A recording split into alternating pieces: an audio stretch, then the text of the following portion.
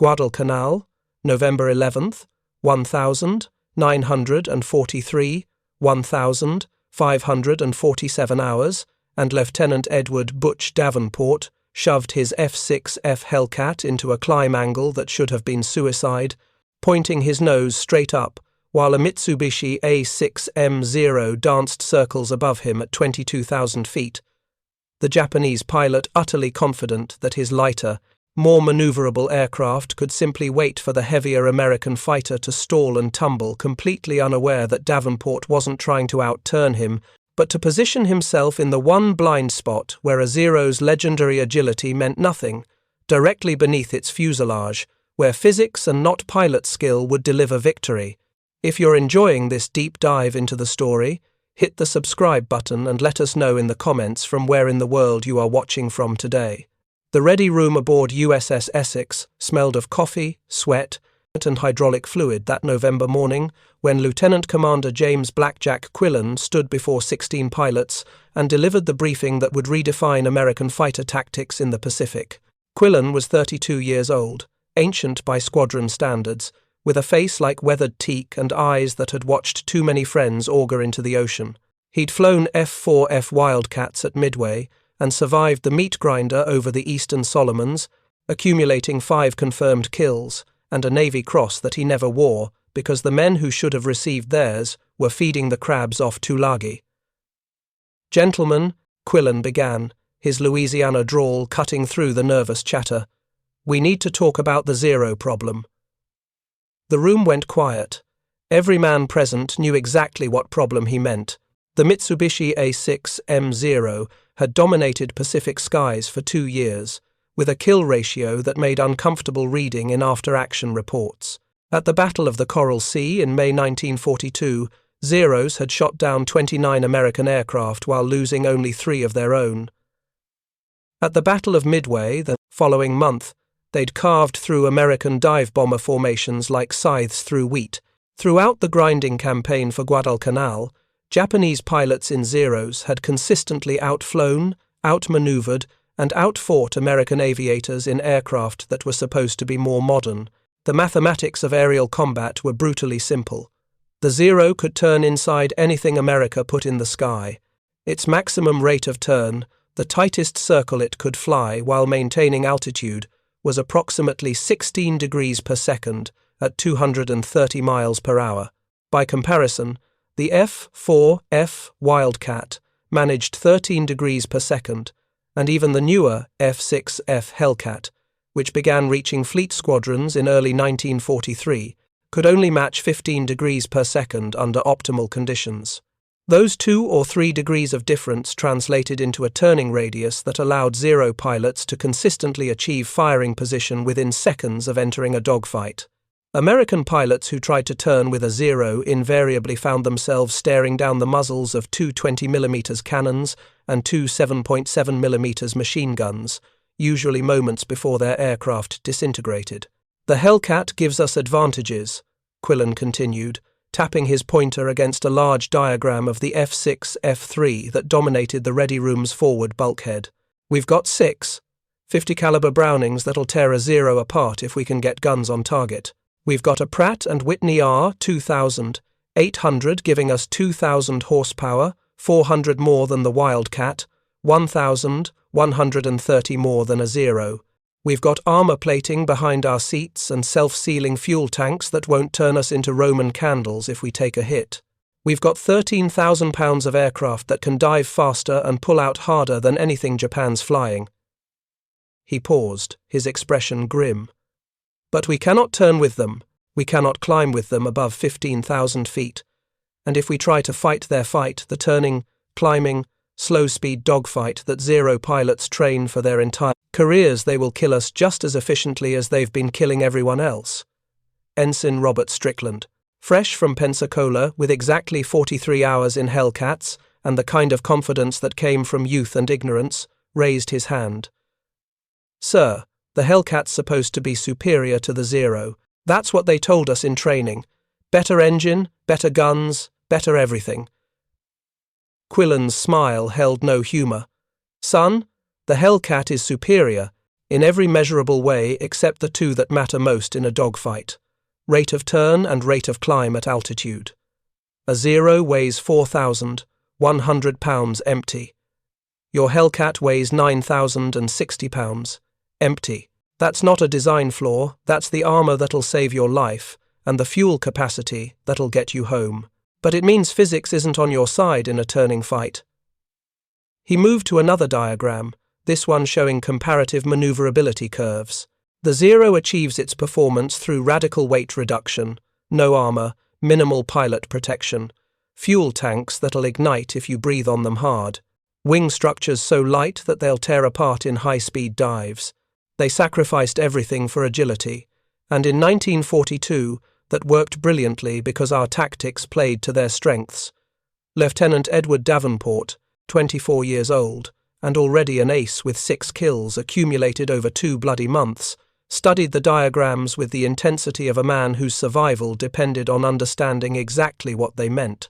Davenport had grown up in Amarillo, Texas, where his father ran a crop-dusting operation, and he'd been flying since he was 14, not glamorous aircraft, but agricultural biplanes that taught him how aircraft behaved at the edge of their performance envelope, where most pilots never ventured until combat forced them there.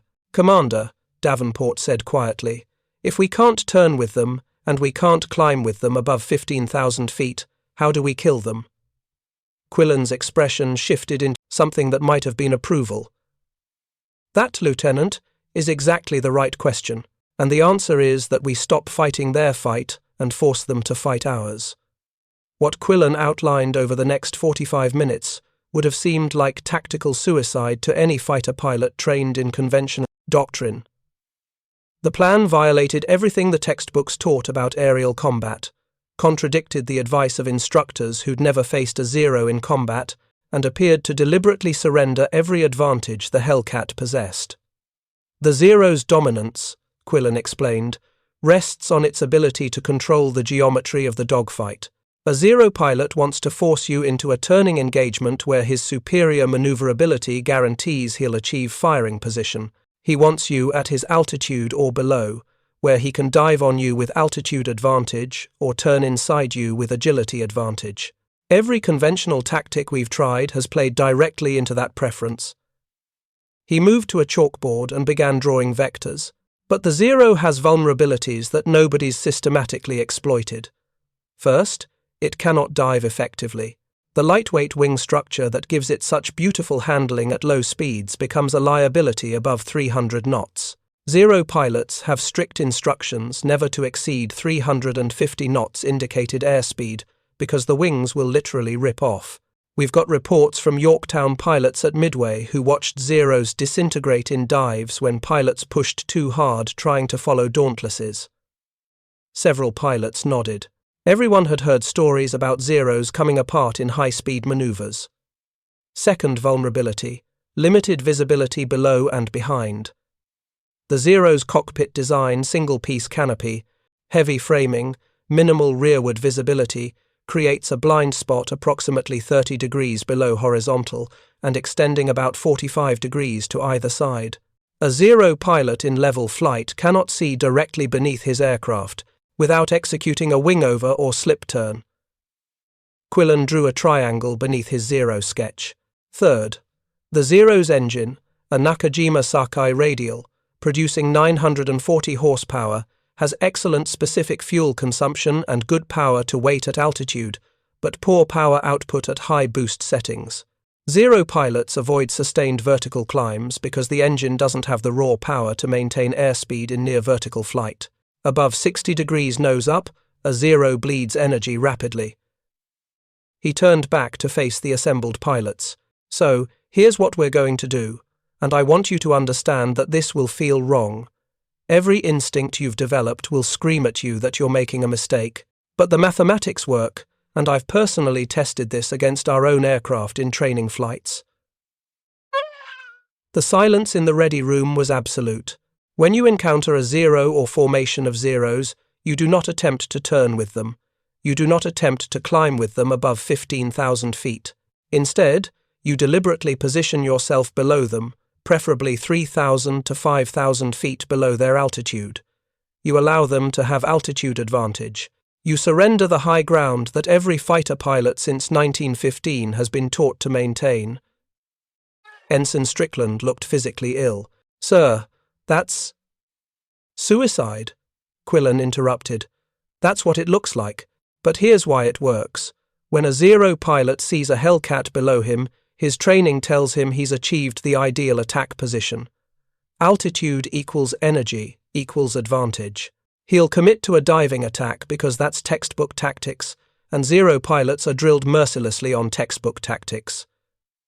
Quillen drew an arrow plunging downward. But remember, the Zero cannot dive effectively. As soon as that Zero pilot pushes over and starts accelerating toward you, he's entering the flight regime where his aircraft is weakest and yours is strongest. Your Hellcat, with its 2,000 horsepower engine and 13,000-pound airframe, can accelerate in a dive like a brick with wings. The Zero cannot follow without risking structural failure. He paused, letting that sink in. So here's the sequence. Zero dives on you from altitude. You immediately push your nose down and dive away, accelerating to 350 knots or higher speeds, where the Zero cannot safely follow. The Zero pilot has two choices: break off the attack, or try to follow you into a high-speed dive where his wings might fold. If he breaks off, Quillen continued, you've just reversed the altitude relationship. You're now below him but extending away at high speed, and he's sitting up at altitude with no effective way to catch you. You've neutralized his attack without firing a shot. Davenport raised his hand. And if he follows us into the dive, sir? Then he's entered the killing zone. Quillen's smile was predatory. Because here's where it gets interesting. Once you've extended out of range in your dive, and you've got the speed to do that easily, you execute a high-speed pull-up. You're in a Hellcat with armor and structure that can handle 6 or 7 Gs. You can yank that stick back and convert your diving speed into an immediate zoom climb, pulling up at angles that would tear the wings off a Zero. He demonstrated with his hand, swooping down and then sharply upward.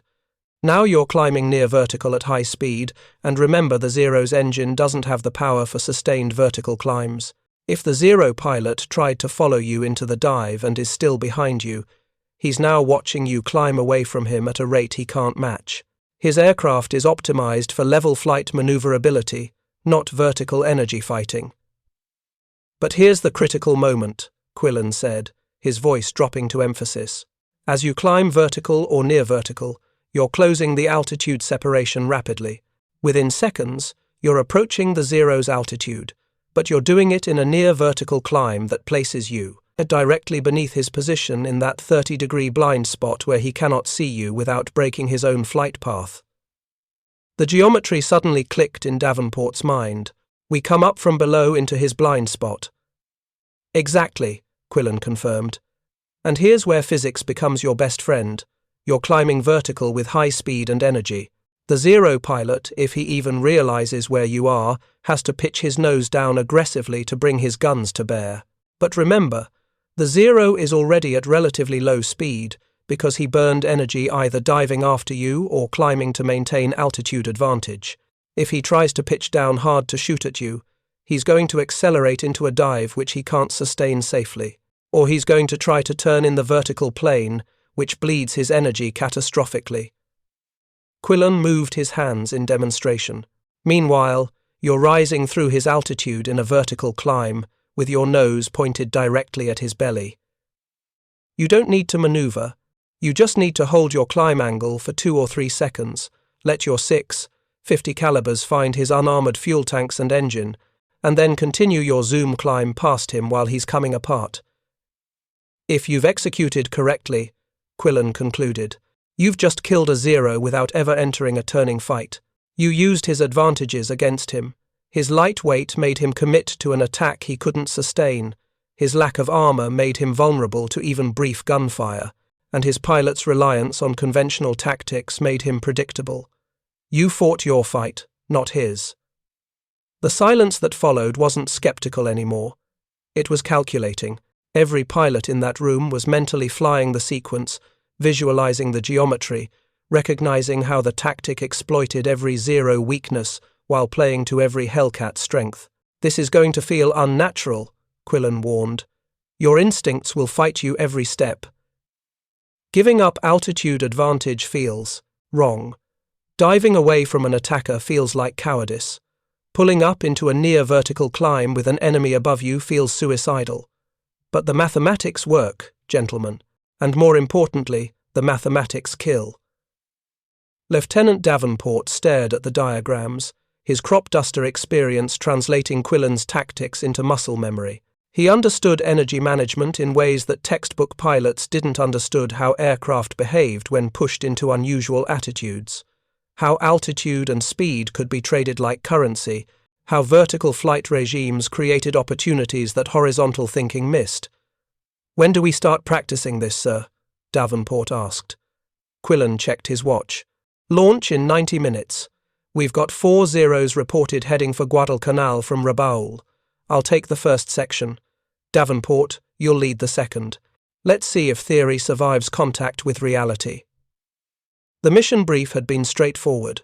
Combat air patrol over Iron Bottom Sound, the stretch of water between Guadalcanal and Savo Island, where so many ships had gone down that sailors swore they could see masts poking through the surface at low tide.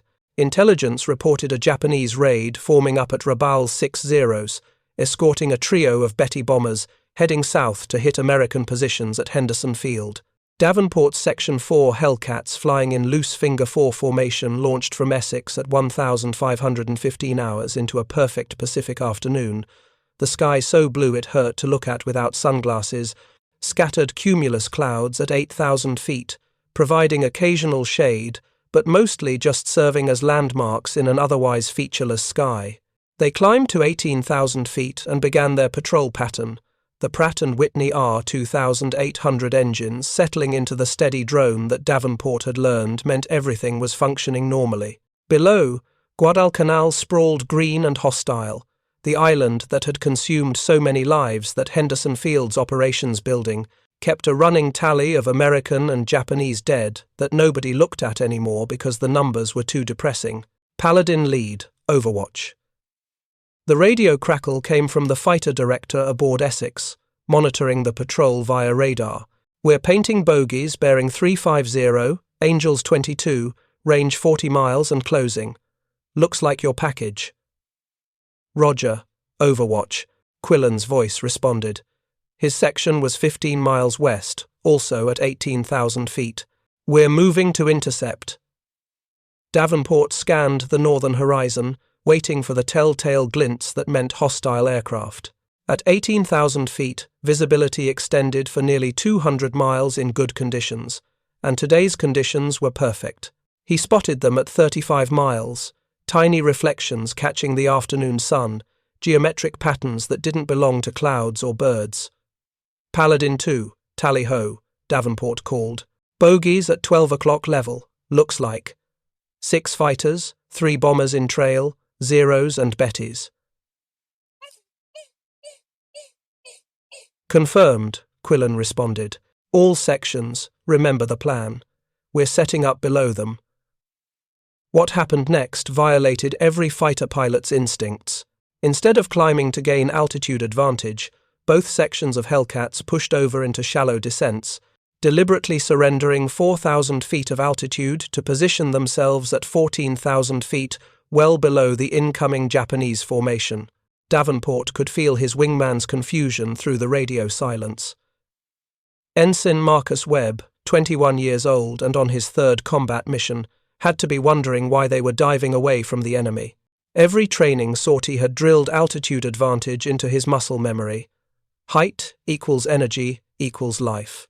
But Davenport had spent the morning mentally rehearsing Quillen's tactics, visualizing the geometry until he could see it with his eyes closed. The key wasn't altitude. The key was energy state and position at the moment of engagement. At 14,000 feet, Davenport's section leveled off and maintained course, flying parallel to the Japanese formation's track, but several thousand feet below. To the Zero pilots at 22,000 feet, they looked like perfect targets, American fighters caught low and unable to climb fast enough to escape. "Paladin sections, maintain altitude," Quillen ordered. "Let them commit." Through his canopy, Davenport could see the Zero formation wheel north, spotting the lower American aircraft, and doing exactly what their training dictated, converting altitude advantage into an attack. 6 Zeros rolled into steep dives, their lightweight airframes accelerating quickly toward the seemingly vulnerable Hellcats below. Paladin 2. Here they come, Davenport said calmly, watching the Zeros grow larger with frightening speed. A small part of his brain noted the elegant lines of the aircraft, the way sunlight played across their camouflaged fuselages. Another part calculated closure rate and time to firing range. 3 seconds until the Zeros would enter effective gun range. 2 seconds. Paladin 2. Brake now. Davenport shoved his stick forward and opened the throttle to full military power. The Hellcat's nose dropped toward the ocean 14,000 feet below, and the Pratt & Whitney R2800 responded with a surge of power that pressed him back into his seat. The airspeed indicator wound up rapidly. 280 knots, 320 knots, 350 knots, 380 knots. The Hellcat wasn't graceful in a dive, but it was effective, the heavy airframe and powerful engine combining to produce acceleration that the pursuing Zeros couldn't match without risking structural failure. Davenport held the dive for 8 seconds, the altimeter unwinding through 11,000 feet, 9,000 feet, 7,000 feet. Behind and above, the 6 Zeros tried to follow, but their pilots faced an impossible choice: push the dive and risk catastrophic structural failure, or break off the attack and lose the quarry. 4 of the 6 Zeros pulled out of their dives at approximately 12,000 feet, their pilots unwilling to risk their aircraft in high-speed pursuit. But 2 pilots, either more aggressive or less experienced, continued pressing the attack, their Zeros accelerating through 340 knots in pursuit of the diving Hellcats. At 6,500 feet, Davenport hauled back on the stick with both hands, pulling 6 Gs that grayed his vision and crushed him into his seat. The Hellcat's speed converted into altitude in a brutal zoom climb, the aircraft arcing upward at an angle that approached 70 degrees nose-up. Behind him, the 2 pursuing Zero pilots suddenly found themselves in a nightmare scenario. Davenport's Hellcat was climbing away from them vertically at a rate their aircraft simply couldn't match. They were traveling at high speed in a dive they couldn't safely sustain, watching their target escape upward, while their own engines struggled to maintain power in the thickening air at low altitude. The lead Zero pilot made a fatal decision. Instead of breaking off, he attempted to pull up and follow Davenport's climb, yanking his stick back and trying to convert his diving speed into a zoom climb that would keep the American in gun range. The Zero's wings folded at 370 knots and 4.5 Gs. Davenport didn't see the structural failure. He was too busy maintaining his own vertical climb, watching his airspeed bleed off as altitude increased, 8,000 feet, 10,000 feet, 12,000 feet. Through his canopy above, he could see the scattered Zero formation trying to reposition, trying to figure out where the Hellcats had gone. At 14,000 feet, Davenport's vertical climb brought him directly beneath one of the Zeros that had broken off the initial dive. The Japanese pilot was in level flight, scanning the sky for the American fighters he'd just been chasing, completely unaware that one was now rising through his blind spot like a shark from deep water. Davenport didn't think. His hands moved with the certainty of practiced muscle memory, using slight stick pressure to align the nose, thumb finding the gun trigger, sight picture acquiring the Zero's unarmored belly as it filled his gun sight. He pressed the trigger. 6 Browning M2 machine guns opened fire simultaneously, sending 3,600 rounds per minute, 60 rounds per second, into the Zero's exposed underside. The 50 caliber rounds punched through the lightweight aluminum skin, shredded the unprotected fuel tanks, and tore into the engine with devastating efficiency. The Zero came apart. Not dramatically, not like Hollywood explosions, but with the sudden finality of a structure that had lost all coherence. One moment it was an aircraft. The next, it was a collection of parts tumbling through different trajectories, trailing fire and debris, and a thin mist that might have been fuel or hydraulic fluid or blood. Davenport's momentum carried him past the disintegrating Zero, his zoom climb finally running out of energy at 16,500 feet.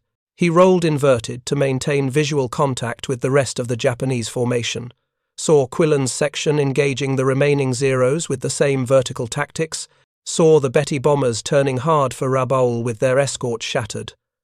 The entire engagement had lasted 93 seconds from first contact to final kill. American losses, 0. Japanese losses, 3 Zeros confirmed destroyed, 1 probable, and 3 Betty bombers forced to jettison their ordnance and flee. When Davenport's section landed back aboard Essex 40 minutes later, every pilot was talking at once, adrenaline and amazement mixing into incoherent excitement. The tactic had worked. The impossible geometry had translated into reality.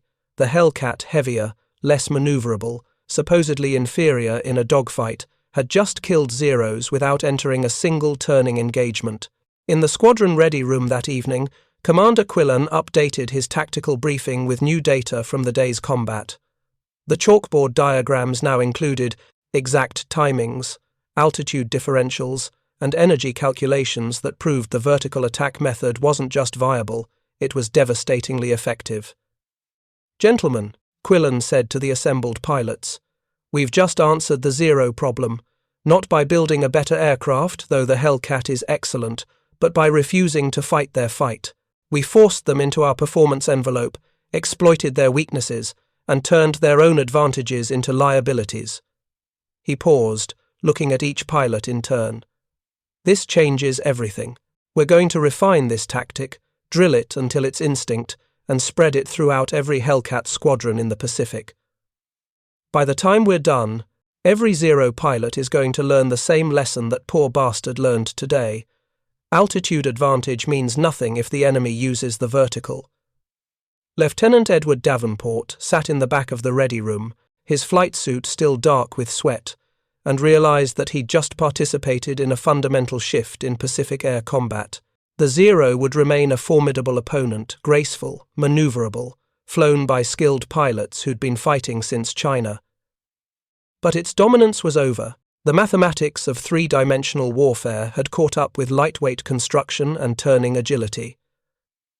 The Hellcat hadn't beaten the Zero by being more maneuverable.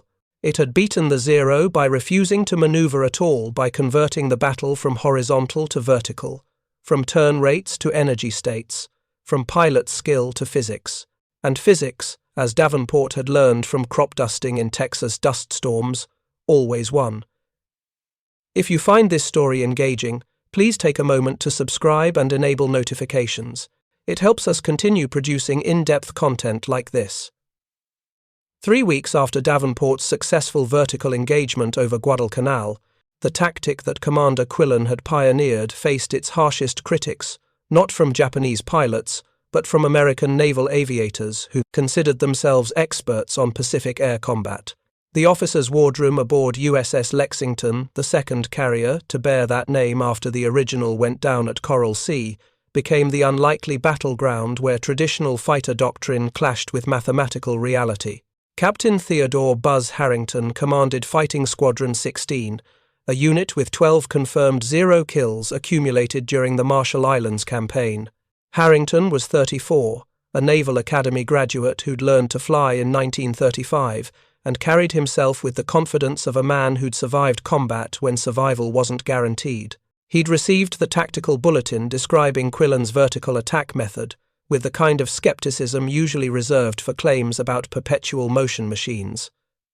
"It's suicide dressed up as innovation," Harrington declared during the November 28 Fighter Tactics Conference, jabbing his finger at the mimeographed diagrams that had been distributed to every carrier in Task Force 38. "You're telling me to deliberately position myself below a Zero, an aircraft that has killed more American pilots than any other fighter in this war, and trust that physics will save me when pilot skill has failed for 2 years?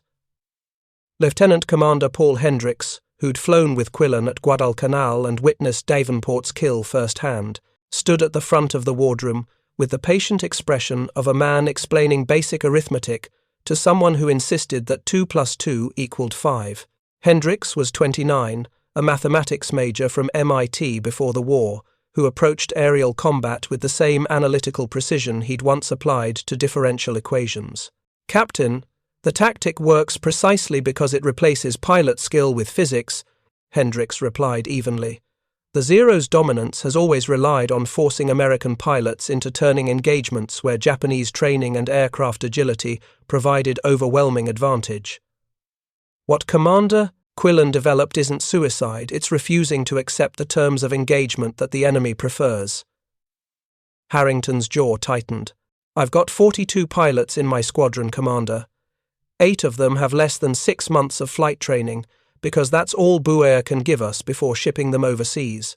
You're asking me to train those kids to dive away from attackers and climb into blind spots when every instinct tells them that altitude equals survival. The first time one of them executes this maneuver wrong, he's going to stall out at 15,000 feet with a zero on his tail and no energy left to escape. Then you train them to execute it correctly," Hendricks said, his voice hardening slightly, "because the alternative, trying to outturn Zeros in conventional dogfights, has been killing American pilots at a rate that's mathematically unsustainable. We lost 14 pilots last month in the Central Pacific trying to fight the Zero's fight. Commander Quillen's tactic cost us 0 casualties while achieving a 12-to-1 kill ratio." The silence in the wardroom carried weight. 12-to-1. Those numbers meant something in a war where replacement pilots were precious, and fleet carriers couldn't afford to have their fighter complements decimated every time they encountered Japanese opposition. Commander Robert Rip Saunders, Air Group Commander aboard Lexington, had been listening quietly from the side of the room. Saunders was 41, old enough to have learned caution through experience and young enough to recognize when doctrine needed revision. He'd lost friends at Midway, watched good pilots die over the Eastern Solomons, and signed too many letters to parents explaining that their sons had been shot down defending the fleet. "Show us," Saunders said simply. "Not on a chalkboard, not in a briefing. Take Captain Harrington's most experienced pilots up against our best Zero simulation, Lieutenant Nakamura flying that captured A6M, 2 we've got, aboard, and demonstrate that this tactic works under controlled conditions before we risk it in combat." Hendricks nodded. "Fair enough. When can we schedule it?" "Tomorrow morning, 0800 hours, Saunders replied. 20,000 feet over the task force. Lieutenant Nakamura will fly the Zero exactly as a Japanese pilot would, aggressive, looking for turning engagements, exploiting every advantage the aircraft provides. Your pilots will execute Commander Quillen's vertical attack doctrine. We'll have 3 observation aircraft with cameras recording every moment. If your tactic works, we'll implement it fleet-wide. If it fails..." He didn't need to finish the sentence. The captured Mitsubishi A6M Model 21 aboard Lexington had a story that most crews didn't know. It had been recovered from a small island in the Aleutians in July 1942, nearly intact after its pilot, Flight Petty Officer Tadayoshi Koga, had attempted an emergency landing following damage from anti-aircraft fire during the attack on Dutch Harbour. Koga had died in the landing when his aircraft flipped inverted in soft ground, but the Zero itself survived with minimal damage. American intelligence had shipped the aircraft to Naval Air Station North Island in San Diego, where engineers and test pilots spent 4 months studying every aspect of its design, testing its performance envelope, and identifying vulnerabilities that Japanese pilots would never acknowledge existed. The knowledge gained from that single captured aircraft had influenced everything from armor placement on the Hellcat to gunnery tactics for bomber defensive gunners. Now the Zero served a new purpose: training American pilots to kill its brothers. Lieutenant James Nakamura was 26 years old, Nisei, second-generation Japanese-American whose family ran a produce farm in California's Central Valley until Executive Order 9066 sent them to Manzanar internment camp in March 1942. Nakamura had been at Harvard studying engineering when the war started, and he'd enlisted in the Navy 3 days after Pearl Harbor, with the kind of quiet fury that came from watching his parents declared enemy aliens while his younger brother prepared to report to an internment facility. The Navy had been suspicious at first, but Nakamura's flight instructors at Pensacola recognized genuine talent when they saw it. He'd graduated second in his class, earned his wings, and been assigned to test pilot duty at North Island, specifically because his fluent Japanese allowed him to read captured maintenance manuals and tactical documents that white pilots couldn't decipher. Flying the captured Zero had given Nakamura uncomfortable insights into the enemy's thinking. The aircraft was beautifully engineered within the constraints of limited industrial capacity. Lightweight, efficient, optimized for the kind of engagement parameters that Japanese naval doctrine emphasized. But it was also fragile in ways that American aircraft weren't, sacrificing pilot protection for performance margins that looked impressive on paper but came with brutal trade-offs in combat. "You understand what they're asking you to do?" Commander Saunders asked Nakamura the night before the demonstration flight. They stood on Lexington's flight deck in the darkness, watching the phosphorescence in the carrier's wake while the ship plowed through gentle Pacific swells. "Fly the Zero aggressively," Nakamura replied. "Engage Hendrix's pilots exactly as a Japanese pilot would. Use every advantage the aircraft provides: rate of turn, rate of climb, initial acceleration. Try to force them into turning engagements where the Zero dominates. And if their tactic fails?" Saunders asked quietly. "If they stall out trying to execute this vertical attack and you find yourself in firing position on American pilots?" Nakamura's expression didn't change. "Then their tactic fails, and we learn that lesson in a training exercise rather than combat. Better that than sending pilots into battle with doctrine that'll get them killed." The demonstration flight launched at 0803 hours on November 29, 1943, into weather that was technically acceptable, but made for challenging flying broken clouds at 12,000 feet, visibility 8 miles, moderate turbulence below 5,000 feet. Lieutenant Commander Hendrix led a section of 4 Hellcats. Himself, Lieutenant Davenport, who'd requested permission to participate, and 2 experienced pilots from Lexington's fighter squadron who'd volunteered to test the new tactic. Nakamura's captured Zero launched 15 minutes later, its distinctive Nakajima Sakai engine note, slightly different from the Pratt & Whitney growl of the Hellcats, higher-pitched, more urgent, the sound of an engine producing excellent power from limited displacement through high RPM. The tactical problem was straightforward. Hendrix's section would patrol at 16,000 feet. Nakamura would engage from 22,000 feet with altitude and energy advantage. The Hellcat pilots would employ Quillen's vertical attack doctrine. 3 F6F photo reconnaissance aircraft would orbit at 25,000 feet, their cameras recording the engagement from multiple angles for subsequent analysis. Captain Harrington watched from Lexington's primary flight control station, binoculars tracking the tiny specks that represented his pilots' lives and the doctrine that might either save them or kill them. At 0824 hours, Nakamura spotted the Hellcat section and did exactly what his training, both Japanese and American, dictated. He pushed into a diving attack from his superior altitude, the Zero accelerating smoothly toward the lower American formation. From his perspective, he'd achieved the ideal tactical position. 4 American fighters below him, no apparent altitude to escape to, perfect setup for a high-side gun pass followed by a turning engagement where his Zero's agility would dominate. Hendrix saw the diving Zero and executed. The tactic exactly as Quillen had taught: nose down, full throttle, immediate acceleration into a high-speed dive that converted altitude into airspeed with brutal efficiency. The 4 Hellcats dropped like stones, their Pratt & Whitney engines howling at full military power. Nakamura followed, because that's what the doctrine demanded. The Zero accelerated quickly in the dive, but Nakamura could feel the airframe beginning to protest as airspeed approached 340 knots, stick forces increasing, wing structure loading, the subtle vibrations that warned a pilot he was approaching his aircraft's limits. At 350 knots, with the Hellcat still pulling away below, Nakamura made the decision that every Zero pilot would make. He pulled out of the dive rather than risk structural failure. The Americans had escaped the attack by exploiting the one thing his superior altitude couldn't overcome: weight and power that translated into dive performance the Zero couldn't match. But Nakamura was experienced enough to recognize that the engagement wasn't over.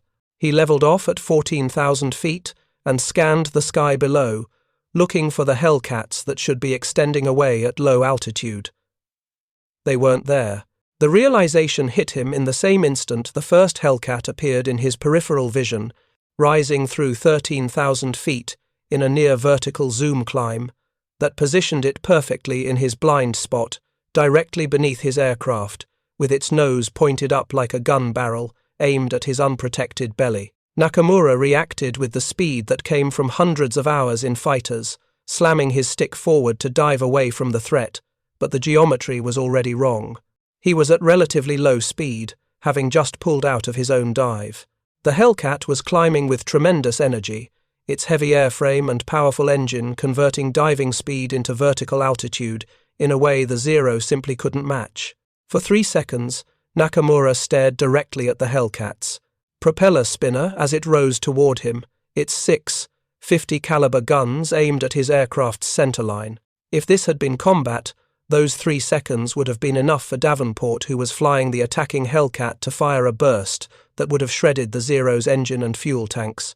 Instead, Davenport held fire and continued his zoom climb, passing through Nakamura's altitude with 50 feet of lateral separation, the Hellcat's momentum carrying it another 1,000 feet upward before energy depleted, and the aircraft rolled over into level flight at 15,500 feet. Nakamura tried to follow, pulling his Zero into a climbing turn that should have allowed him to maintain visual contact and re-engage. But the climbing turn bled his energy catastrophically. The Zero's lightweight construction meant it couldn't maintain airspeed in vertical maneuvering the way the heavier Hellcat could. Within seconds, Nakamura found himself at 145 knots, indicated airspeed barely above stall speed, while Davenport's Hellcat maintained 180 knots and superior position. The engagement was over. In a real combat situation, Nakamura would have been dead 3 times over, once when Davenport achieved firing position during the zoom climb, once when the energy differential prevented effective counter-maneuvering, and once more when the second Hellcat in Hendrix's section executed an identical vertical attack that positioned itself in Nakamura's blind spot while he was fixated on Davenport. The captured Zero landed back aboard Lexington at 0851 hours. Nakamura climbed out of the cockpit, pulled off his leather flying helmet, and walked directly to where Captain Harrington stood with Commander Saunders, watching the photo reconnaissance aircraft trap on deck. "It works," Nakamura said without preamble. "The tactic completely neutralizes the Zero's advantages. I had perfect position for my initial attack altitude, energy, tactical surprise. 30 seconds later, I had American guns pointed at my belly from a position I couldn't counter without sacrificing all my remaining energy. If this had been combat, I'd be in the water right now." Harrington's expression showed the internal struggle of a man confronting evidence that contradicted his assumptions. "You're sure this wasn't just luck? Perfect execution under ideal conditions?" Nakamura replied, his voice carrying an edge. "I flew that Zero exactly as I was trained to fly it at Pensacola, and exactly as Japanese tactical manuals instruct their pilots to fly it. I used every advantage the aircraft provides. The Hellcat pilots didn't outfly me, they outthought me.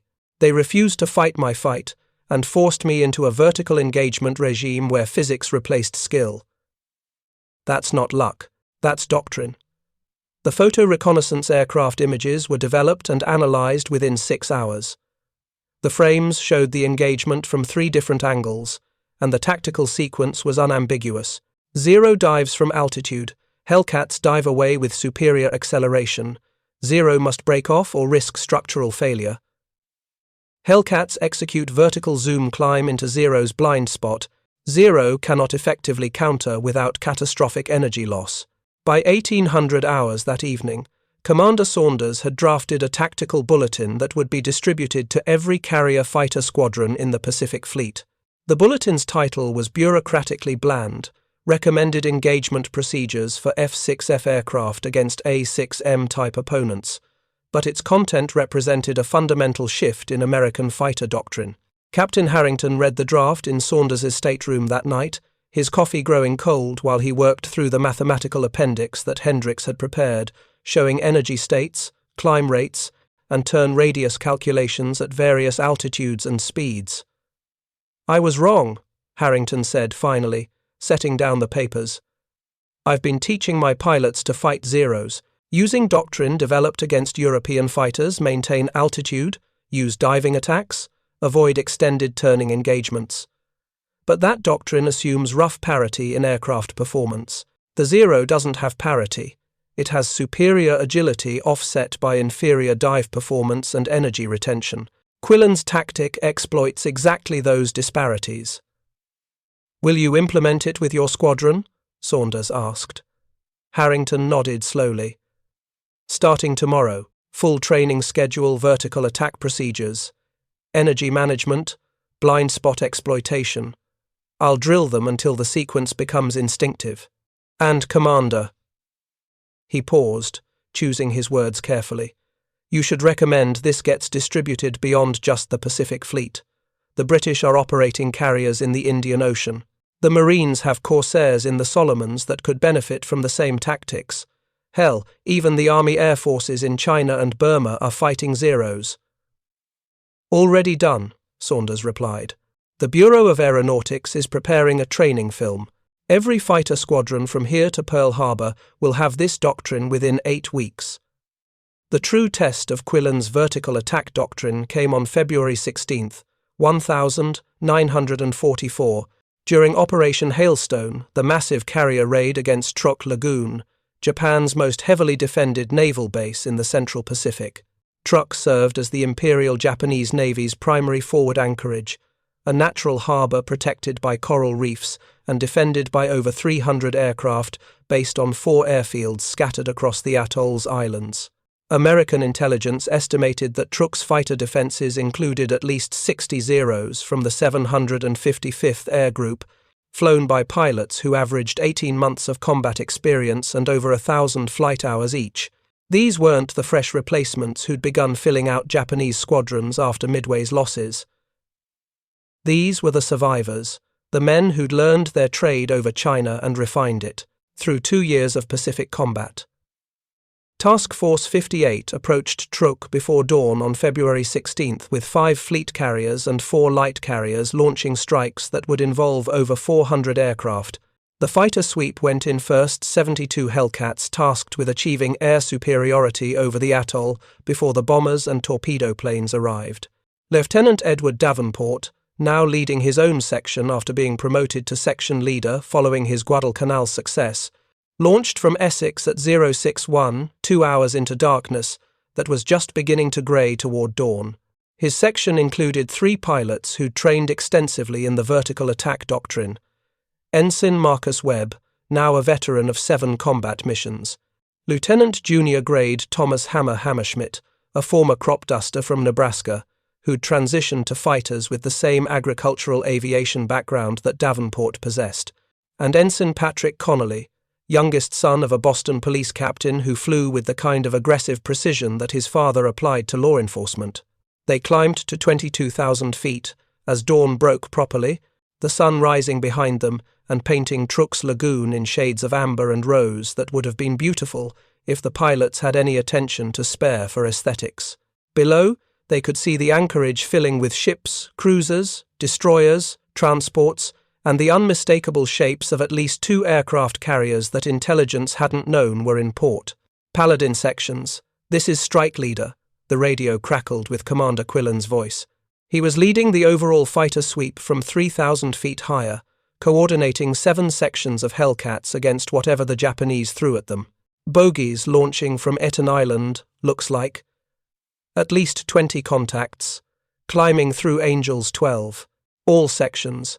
Execute vertical deployment.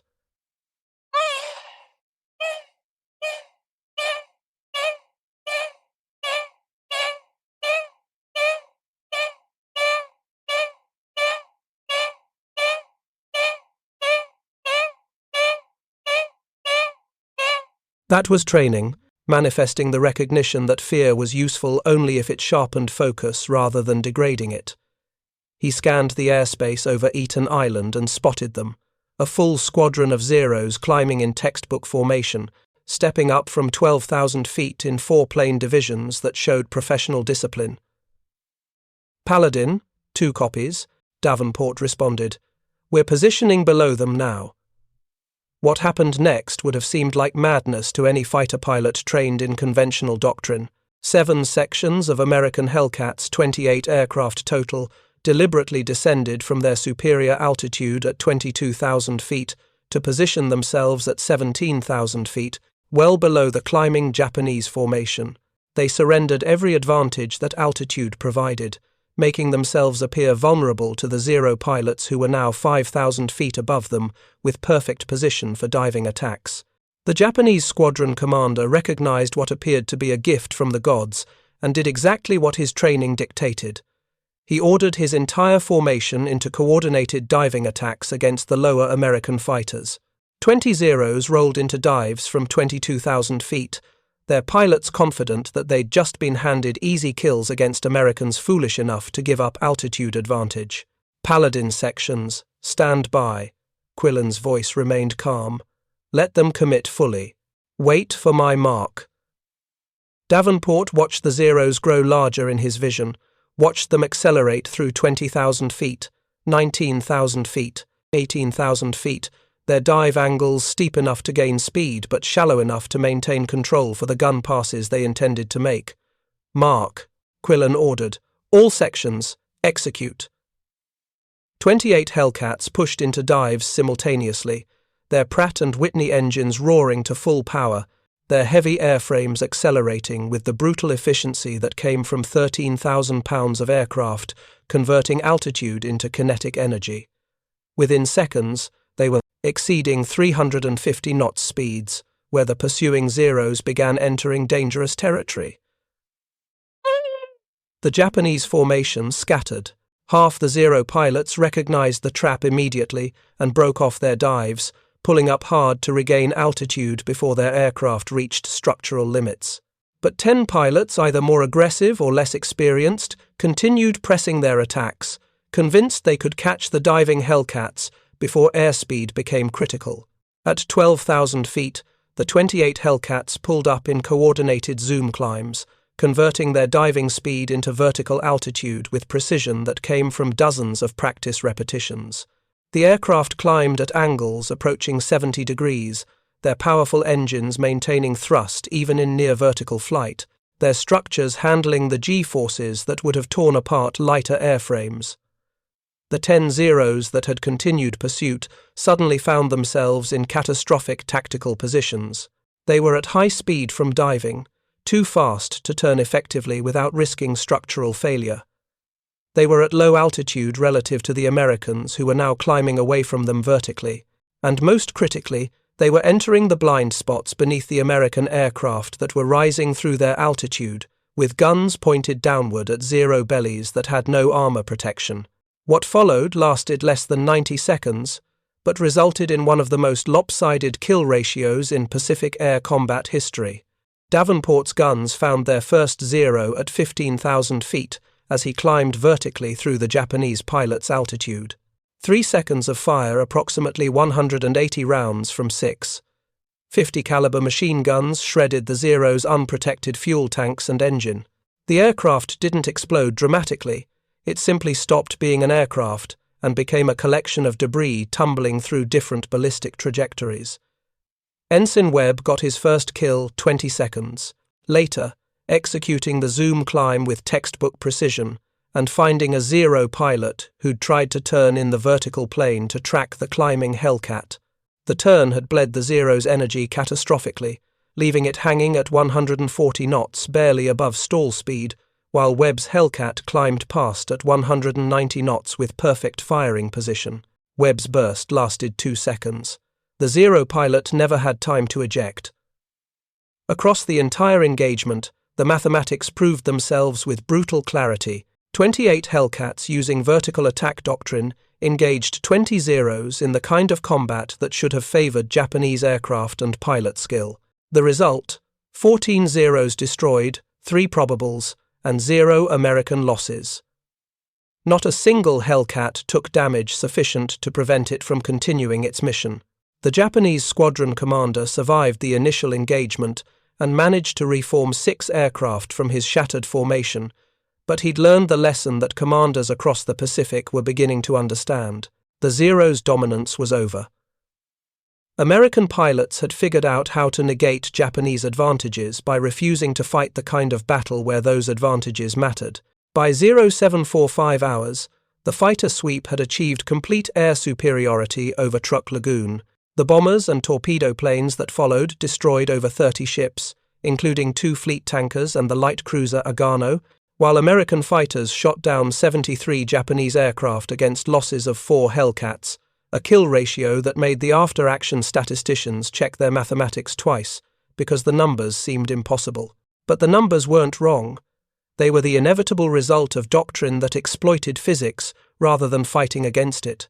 When Lieutenant Edward Davenport returned to Essex that afternoon, his Hellcat bore no damage from the battle that had killed 14 Japanese pilots. He climbed out of the cockpit, accepted congratulations from the deck crew with the distracted acknowledgement of a man whose mind was still processing what had happened, and made his way to the ready room, where Commander Quillen was already updating the tactical briefing boards with fresh data. 14 confirmed, Quillen said without looking up. That's your section, plus the 6 other sections using identical tactics. The Zeros never had a chance once they committed to the dive. They couldn't follow us down, couldn't match our climb, couldn't counter-maneuver without bleeding all their energy. It was. He paused, searching for the right word. It was mathematical. Davenport nodded slowly. The Japanese pilots fought well. They executed their doctrine properly. But their doctrine assumed American fighters would try to outturn them or maintain altitude advantage. Once we stopped doing what they expected, their training became liability instead of asset. That's the lesson, Quillen agreed.